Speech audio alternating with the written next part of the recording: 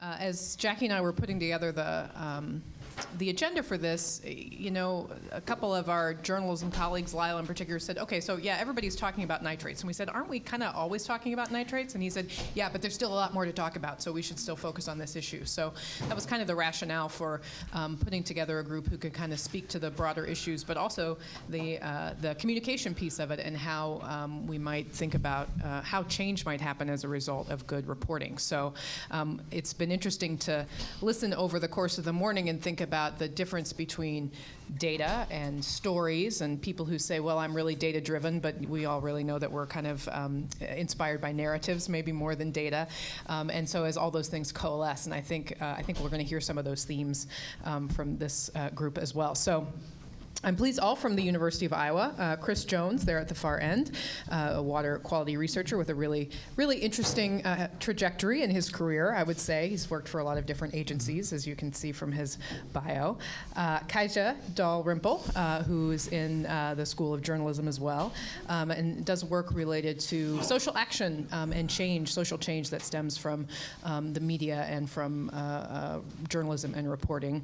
And then David Cwiertny, who's also has expertise in water quality and pollution mediation. And so I'm excited to have these three folks all at the table together. I'll let them go down and give a little spiel about from their perspective. I have a few questions, and then we'll open it up to the rest of the group. So I'll shut up for now. Who wants to start? So sure, my name's Chris Jones. I've been at the university for 4 years now. I manage the university's network of real-time water quality sensors that are deployed across the state of Iowa. It's a really unique system, one of a kind in the world, I think, where we have devices deployed at about 60 stream sites across Iowa. And so you can go to our website, the Water Quality Information System, and see what water quality is at each of these sites at any point in time. Now, in the wintertime, a lot of the devices are pulled to prevent ice damage, but during the warm season months, the system does a nice job of characterizing water quality in Iowa.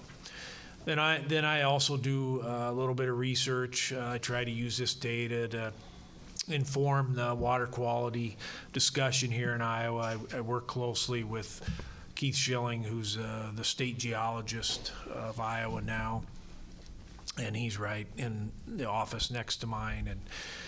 And so we look at contaminant hydrology and nutrient issues and sediment issues in our streams in Iowa and how that connects to agriculture. Great. My name's Kajsa. Thanks for the introduction, Brandi. I am a professor in the School of Journalism and Mass Communication, and was hired at Iowa specifically to study questions of water sustainability.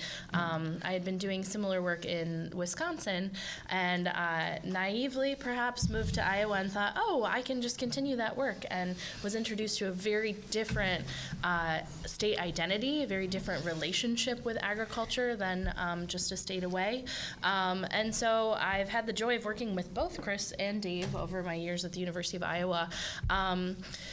Specifically kind of questioning how the public perceives issues about water and who's directing that narrative, as you brought up, that kind of shapes perceptions of whether we even have a water quality problem. My most recent research has been working with kind of in farming communities and interviewing and working with land managers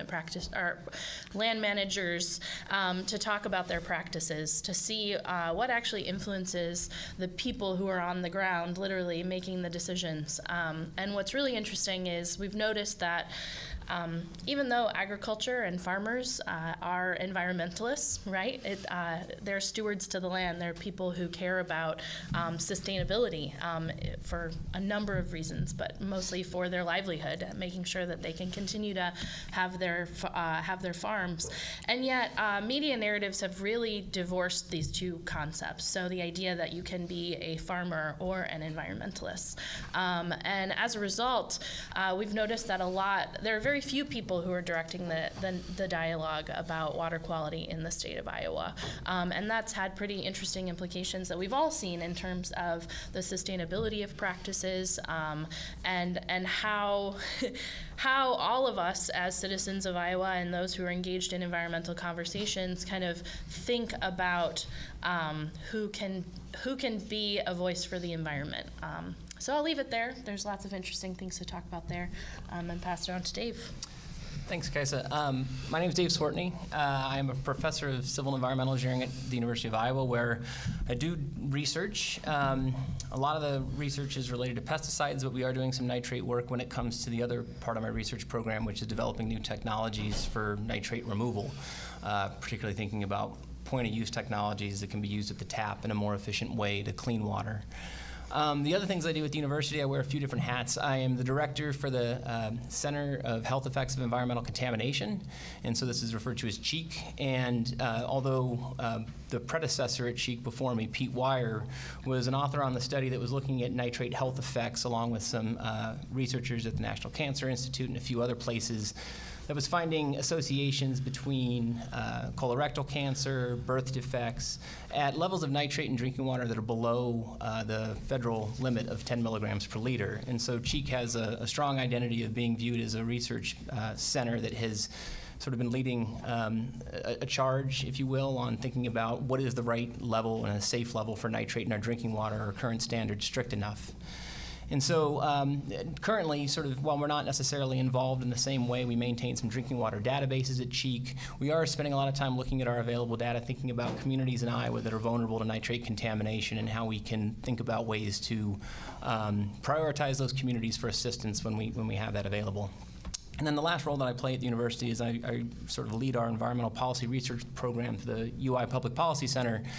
And the stuff that's probably most relevant to nitrate there is we think about some of the state-run programs that we have to assist people that might have nitrate contamination in private wells, and that's the Grants to Counties program, which is a really effective program for testing water quality and thinking about communities that are, or households that are using private wells that aren't regulated by federal statutes, so that they can better understand what contaminants, including nitrate, might be in their water supply. So happy to talk about any or all of that as the conversation unwinds.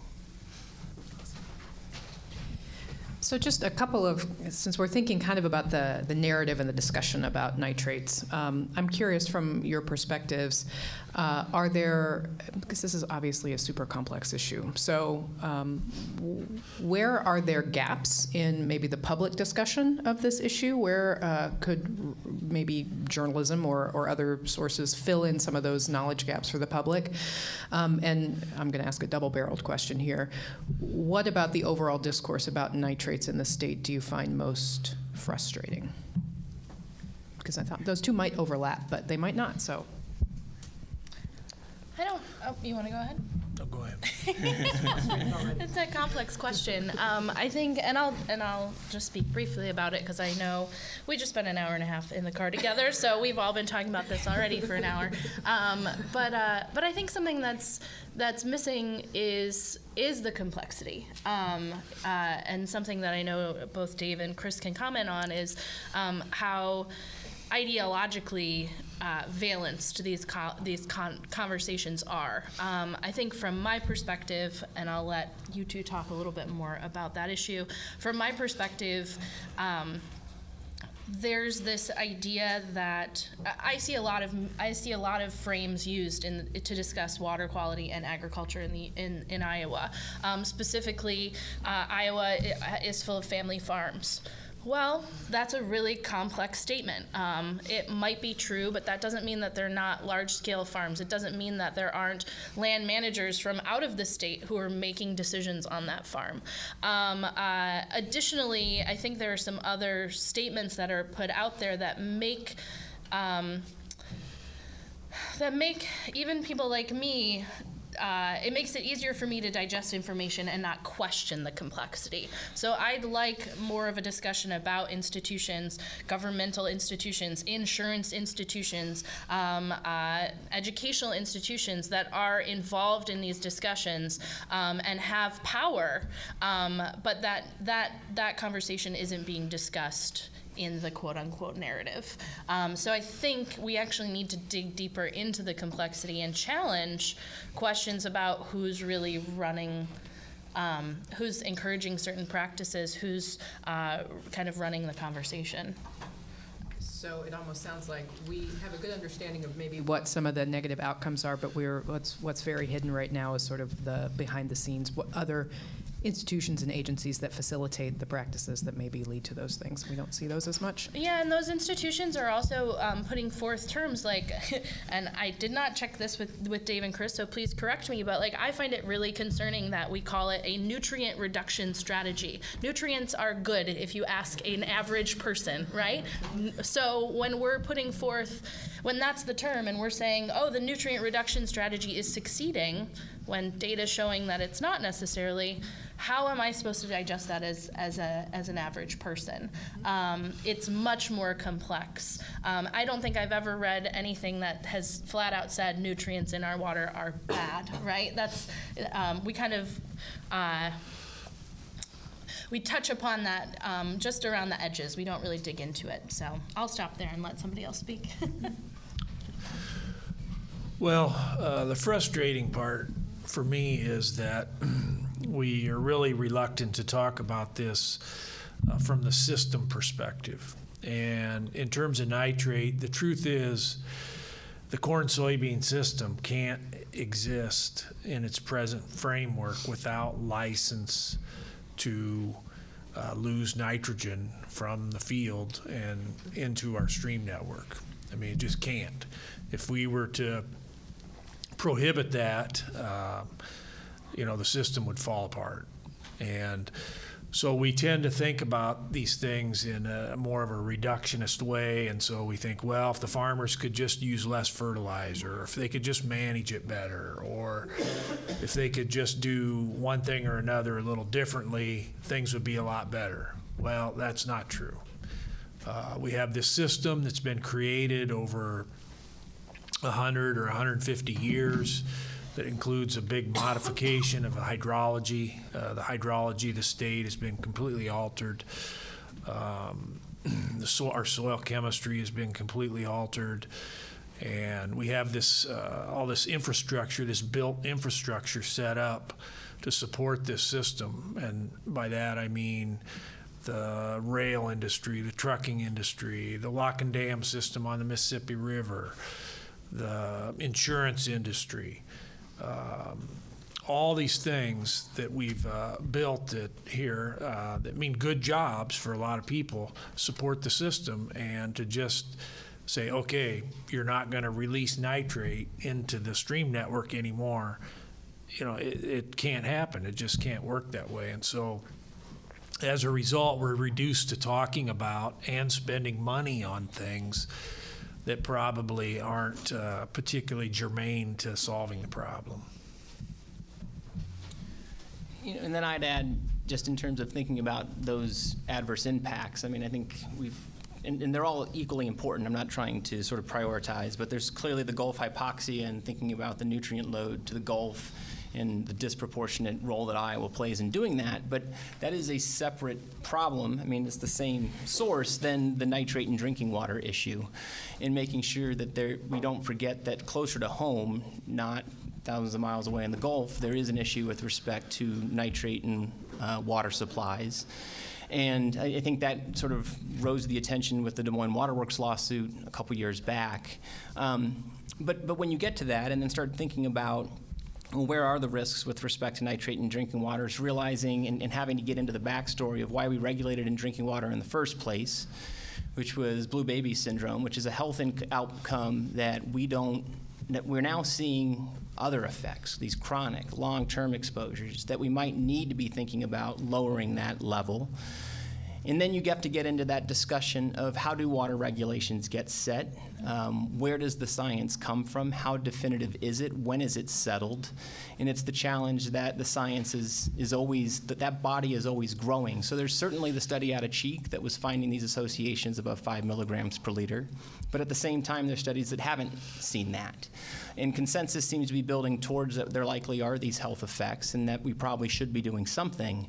But it is a complicated discussion to have, particularly in the public sphere. And then thinking about how we solve it. The environmental working group comes out and talks about the cost to individual communities and households of if we have to put in a stricter regulation and new technologies to treat that.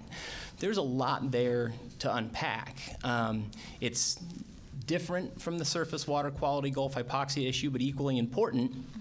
But then you have to think about all the ways in which you get into the policy of how our regulation system is probably not where it should be. We haven't passed regulations fast enough. We haven't updated regulations quick enough.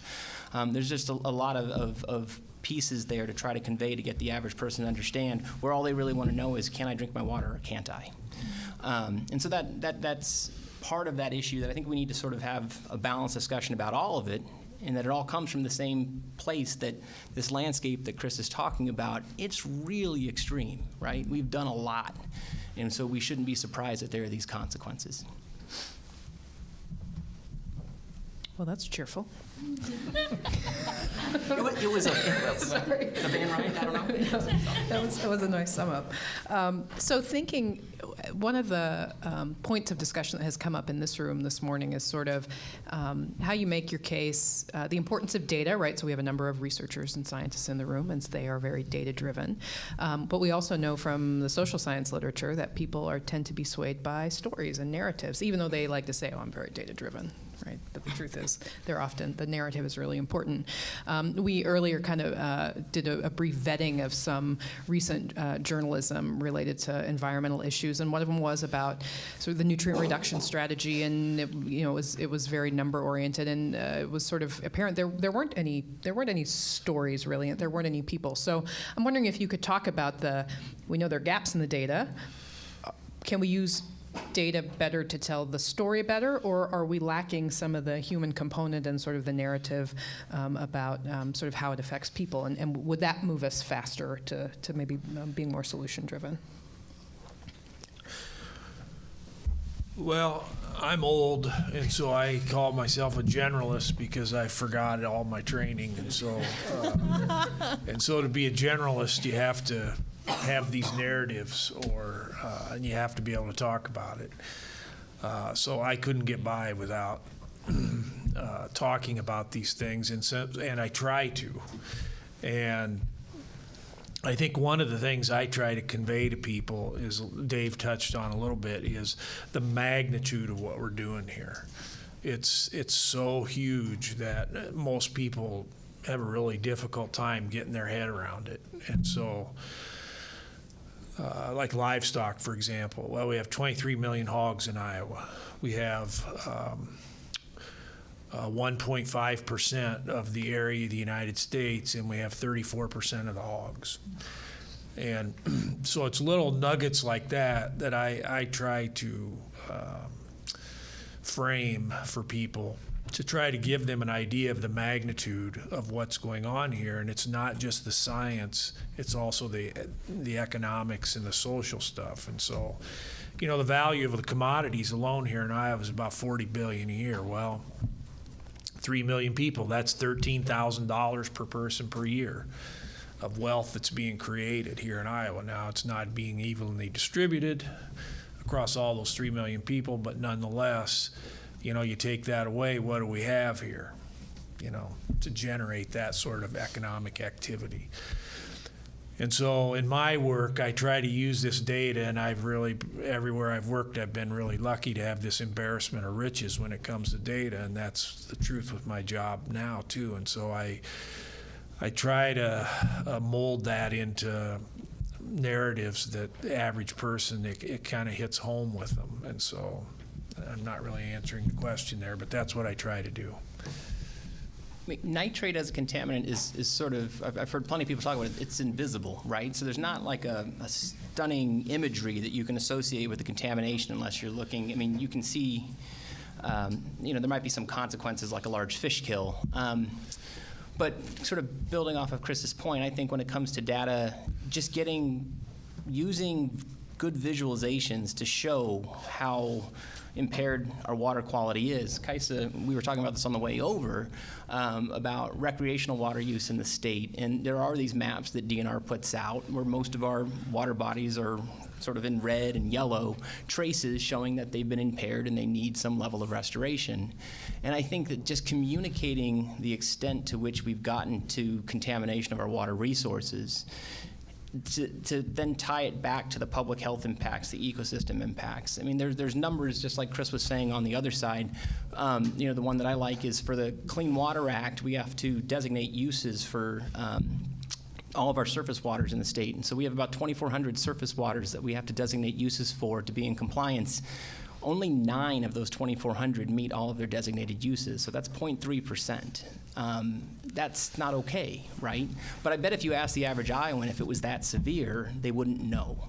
So getting the magnitude of the process and the adverse outcomes across needs to be done, and in ways that sort of emphasize that the level we're talking about here is not normal. We are sort of in that extreme. I used it before, I'll use it again. And I think that'll help start, you know, you need to think about what's going to drive people to figure out meaningful solutions that work. It's realizing that we are way far away from any meaningful progress. In addition to that, I think I kind of have 2 points here. One is, in thinking about data, we also have, and the use of data and science, we have to think about personal risks, right? Or personal risks as well. So when we're evaluating a situation, naturally as humans, we think about ourselves first and our family, and we kind of move out there.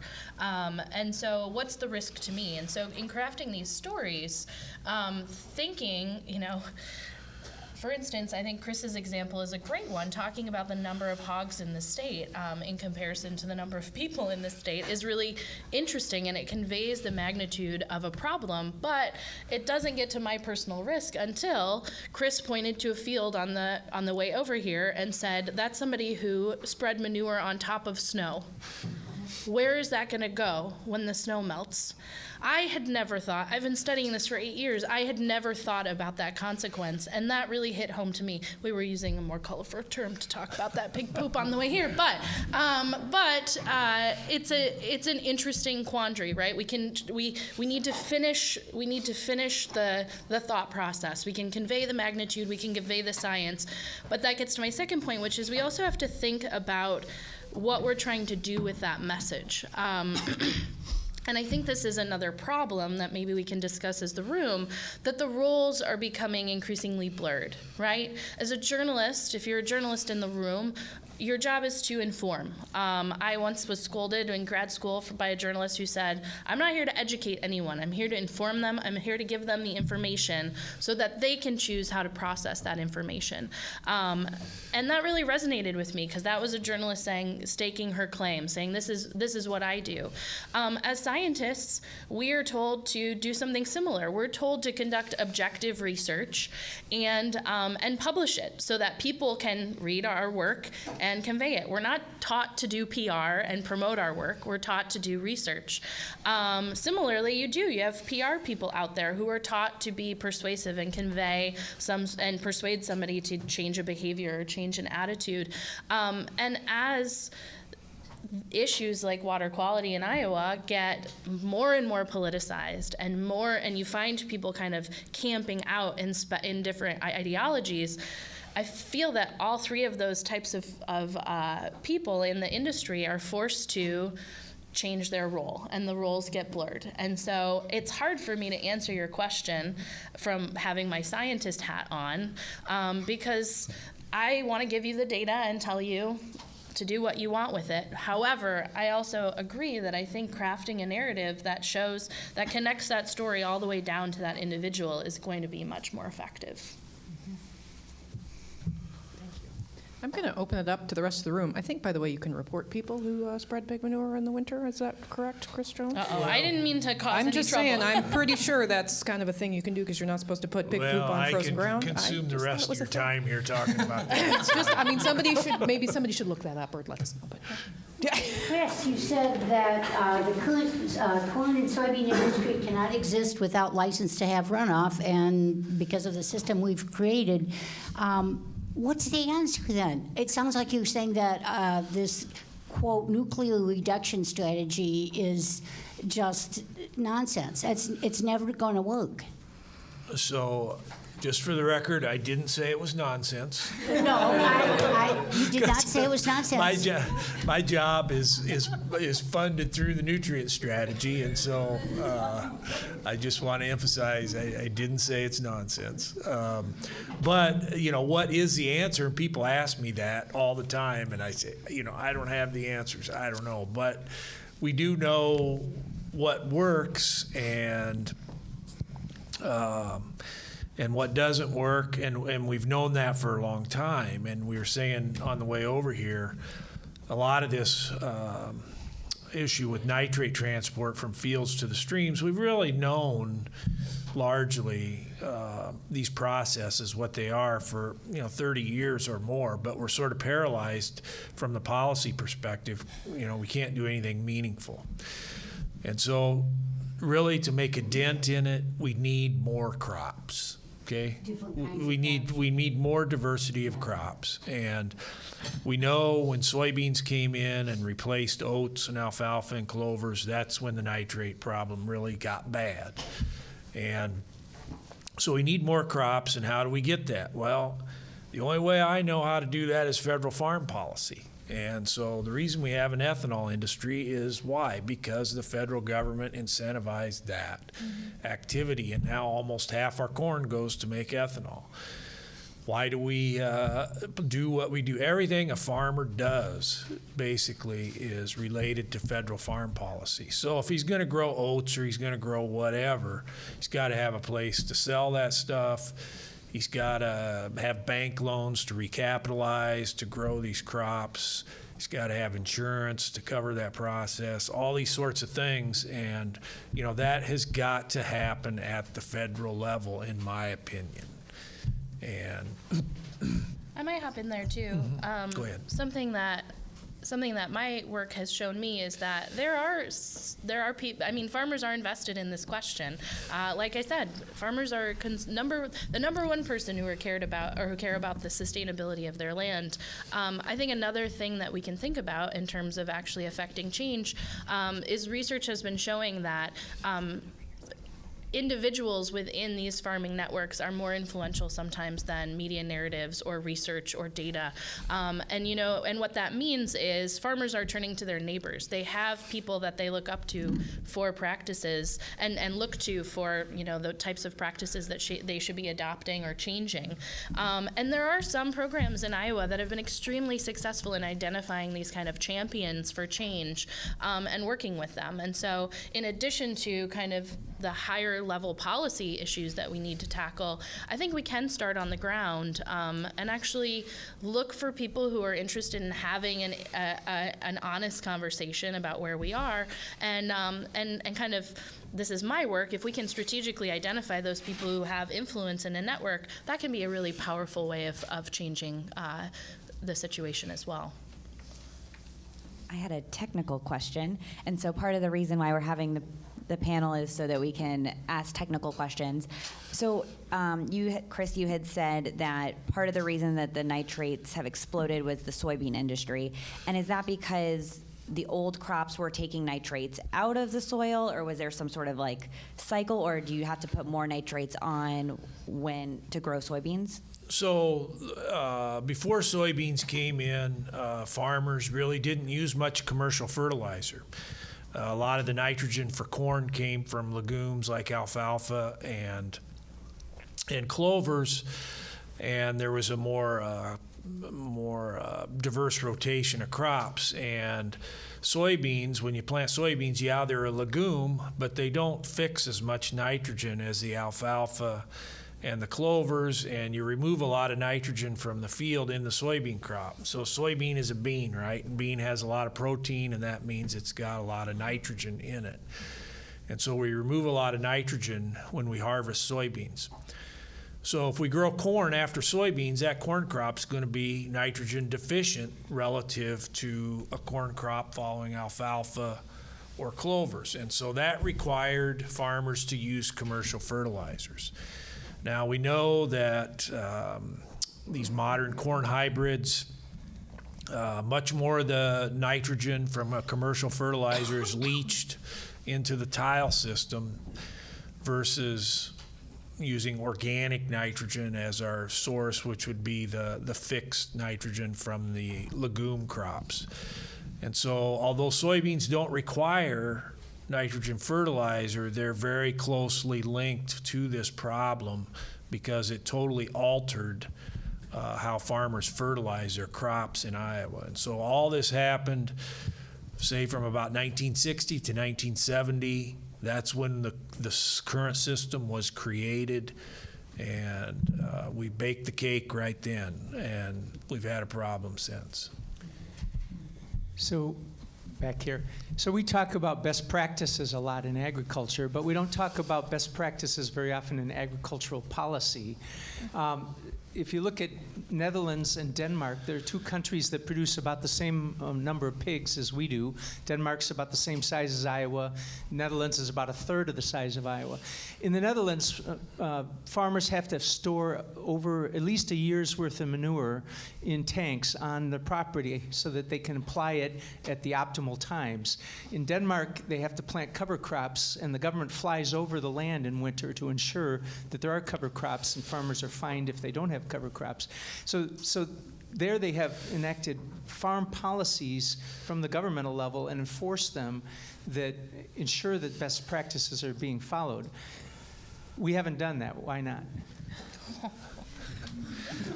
Well, that's true that the Netherlands and Denmark are the models for agricultural regulation. In fact, Denmark, you're right, I think there's higher density hogs in Denmark than there is in Iowa.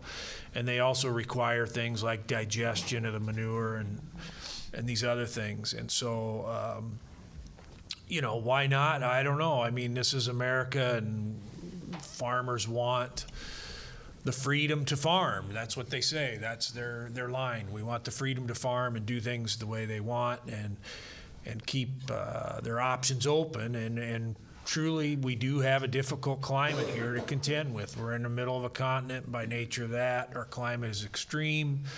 We can't expect one thing or another from year to year. And so that does put a burden on the farmers, and they do need options to cope with that. Nonetheless, we've pretty much let them do what they want to do, and I think the big mistake that we've made here is we've let farmers, especially in terms of livestock, get as big as they want to get, okay, with no consideration of what sort of land we need to apply that manure and how many animals a watershed can endure and still have some integrity in terms of its water quality. And so why that hasn't happened? Well, that's people haven't voted for it. Yeah, and good federal policy typically needs good state level enforcement, and we just don't have the personnel and the budget at DNR that even if we had those policies, they wouldn't mean anything if there weren't people out there, enforcing them. I think we talked about on the way over about the number of people that are dedicated to try to oversee the CAFO operations in the state. It's nowhere near enough. We know this. It does boil down to voting for it. If that's what you want, then you need to. You can't separate the administrations from the priorities and where the budgets are going. But it's going to cost some investment to have good enforceable regulations that people at farmers are held to. We're just not doing that yet. Hi. A recent report from the Union of Concerned Scientists said that if we replaced about 10% of corn acreage in Iowa, we could drastically reduce the dead zone in the Gulf of Mexico. I was hoping you could comment on that and talk about its feasibility. Sorry, Chris. I did not see that. I think it's what you do with that 10% and where you take that 10% from. And so we know, like some of these areas in the Des Moines Lobe, which is north central Iowa, nitrate loss is pretty uniform across that landscape. It's all tiled. 80% of it is farmed, and you'd be hard pressed to find 10% in that landscape, to take out of production because it's all the same. And so in other areas of Iowa, Northeast Iowa especially, we know that there's a very high nitrate loss up there. Upper Iowa, Turkey, Yellow River, and that's because we have thin topsoils, we have karst geology there, rapid transmittance of the fertilizer nitrogen into the aquifers and into the stream network. You could probably take that out of production up there, and that might give you a 10% statewide reduction, maybe. But what do? That's private property, you know? How do you accomplish that? I should have specified the 10% that the union suggested would be prairie restoration.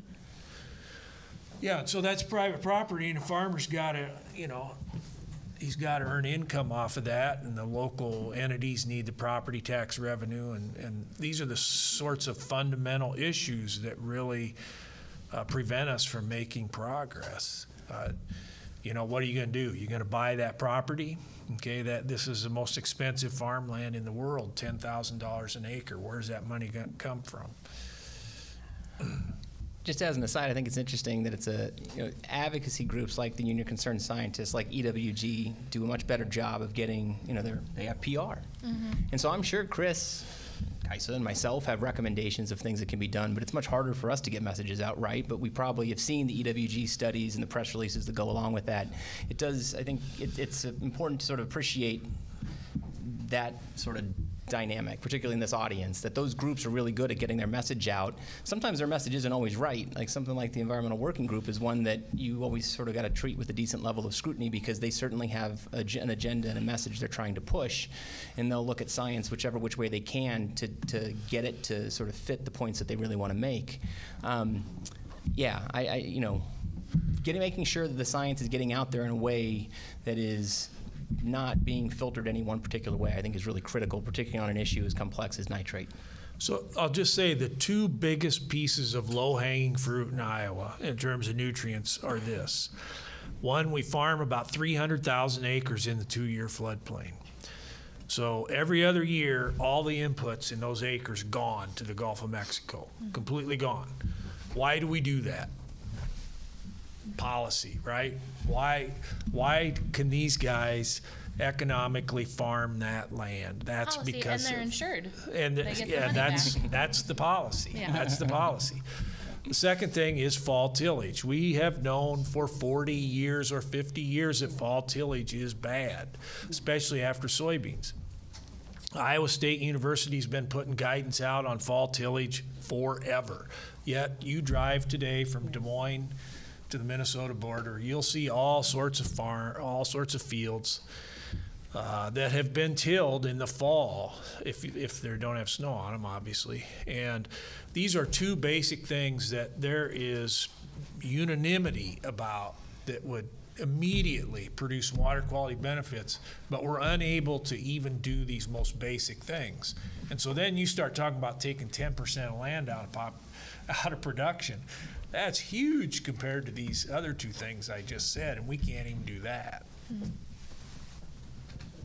Hi.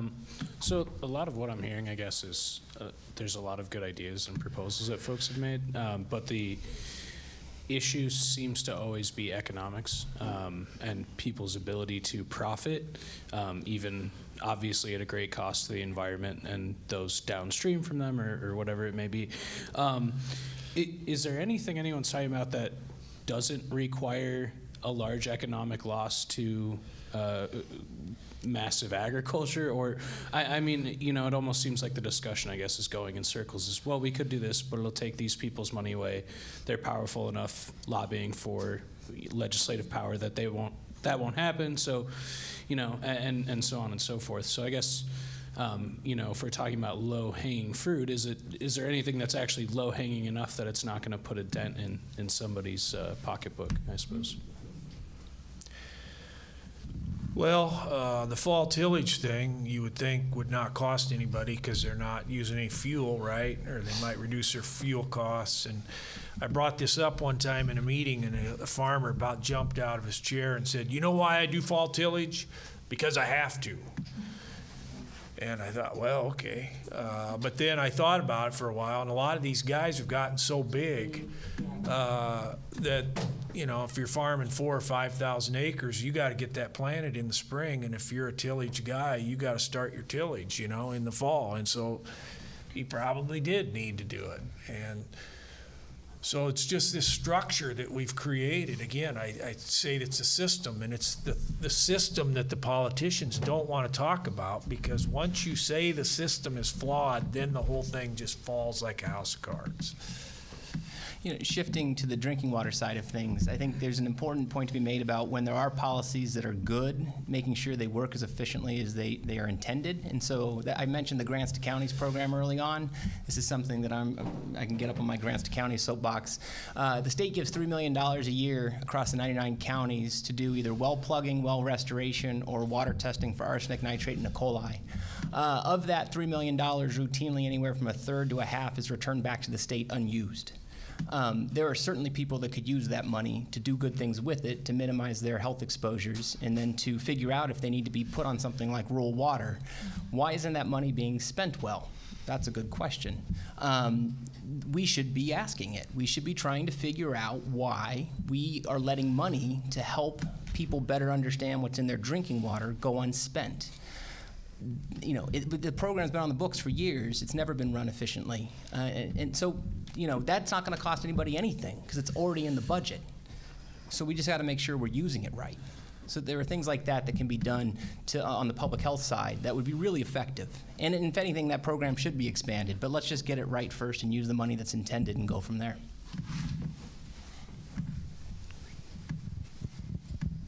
Hi.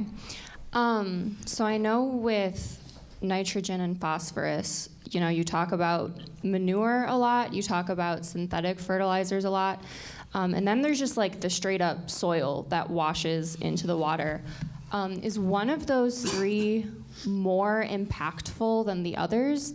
And if so, is that reflected in like the public facing conversation about the nutrient issue in Iowa? Well, you know, nitrogen doesn't move through the field, from the field very much anyway, unless it's in nitrate form. And so whether the nitrogen originates as manure or anhydrous ammonia or urea or whatever, once it gets in the stream, it's in nitrate form. And so, you know, it can be traced back to one thing or another, but that's not something we can do very easily.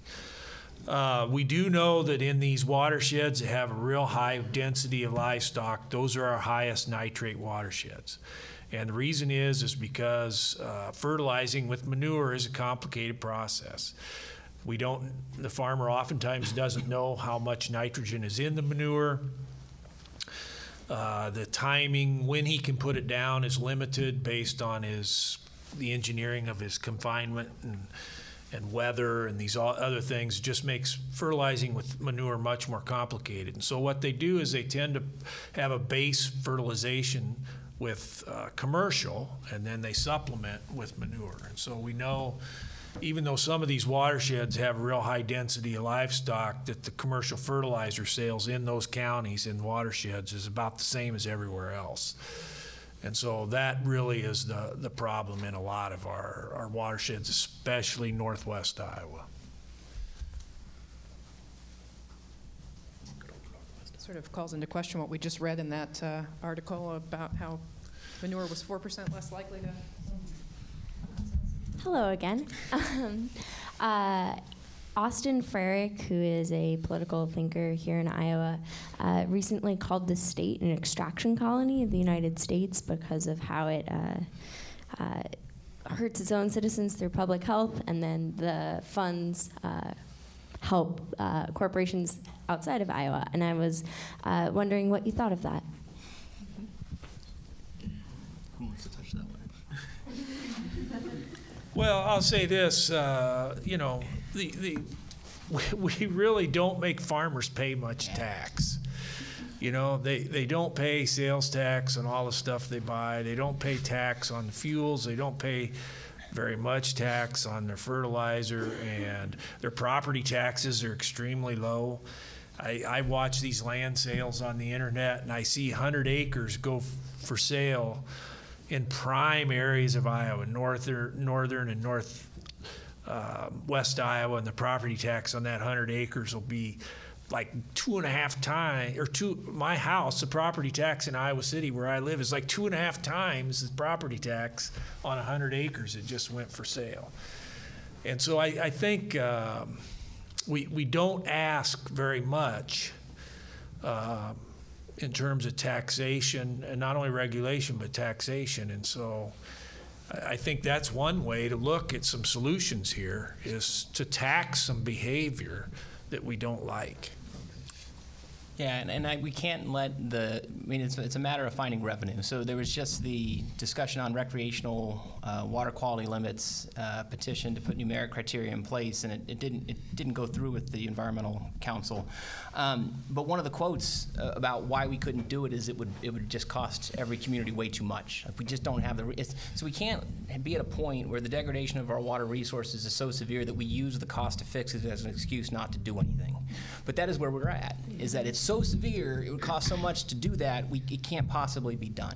So it's going to boil down to finding some additional revenue somewhere, and people like Mr. Farrick talk about trying to find ways somewhere in the supply chain and then the distribution chain to get some of that money back out of the commodities that we're growing. We maybe have time for one last question. You guys can rock, paper, scissors, or? Thank you. Thanks, Emery. So we've had the Des Moines Waterworks lawsuit. There have been previous legal attempts to try and address this problem. Is there a strong argument for another lawsuit over water quality? Is that there? I'm probably not the right person to ask because I'm overly cynical on this. I tend to think the only thing with regard to drinking water that's going to get done is action will be taken by states. And so you should be asking, states can act independent of the federal government when it comes to drinking water quality, but ask yourself if the state of Iowa has proven itself to have the gumption to do that. Many states are for other issues. Iowa, if it felt like it had an issue with nitrate, it could say we're going to set a standard that's stricter than the federal level, but I don't expect them to do that. The other thing that's happening that drives drinking water quality regulations is litigation. That's just, I wish it weren't this way as someone who cares about environmental policy, that we weren't as broken as we are. But to get new standards in place at the federal level is almost always driven by advocacy groups suing to make EPA or the federal government do their job. Like I said, I hope I'm wrong. I would love to be wrong.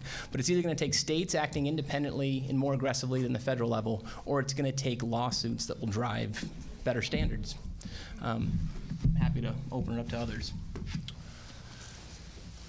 Yeah, I agree. The history of this stuff in the United States is it's settled in the courts, and of course, we want to. The Waterworks lawsuit kind of exposed a lot of emotions and feelings there. But when I do my presentations, I say the Waterworks put in nitrate removal in 1992. That's 26 years ago, more than a generation, and so they have some expectation. I think they should be able to have some expectation about the condition of their source water. How they went about the whole thing, whether it was right or wrong, I don't know. I'm not an attorney, but I don't know. I think this ultimately, though, it will be litigious if we ever get to some solutions. So I'll hop in. I think something I've been thinking about in response to a lot of the questions today is, and this is perhaps a very alternative idea, but you're also demanding a large cultural shift, right? At some point, Iowans have to ask themselves, what do we value? Other states, I once had I had a conversation with someone, this was years ago, but I was trying to understand nitrate rates in Iowa. This is still very new to me. And I said, well, this level seems pretty high. And the person said, well, if you were in New York City, that'd be high, but in Iowa, that's not high. that's a value statement, right? People in New York City would be outraged at the level of nitrates in that we have in our water currently. And so at some point we need to have a conversation. Peter, your question about Denmark and the Netherlands, you're talking about a different cultural view of and value of natural resources. I mentioned moving from Wisconsin. Wisconsin has a huge tourism industry that draws people from Chicago, from Iowa, from Minnesota, not so much Minnesota, but to their Northwoods area. As a result, the state, I used to do survey research there, says, the public says, we value the sustainability of our water resources. We see the value in that. That's not something that we hear in Iowa in similar research. And so I think that, considering this is an environmental journalism summit, this is an opportunity to start calling for these or calling these questions out to the public. Like I said, there are very few people directing the narrative here. And something that emerged in our conversation as we were driving here is Iowans do value the environment. They really do, but those voices aren't being heard. And so I'd love to see, and maybe this goes back to your original question, Brandi, I'd love to see more of those voices and values being represented in the coverage that we see in the state. Thank you. I think that's a great sum up. Let's give our panel a hand.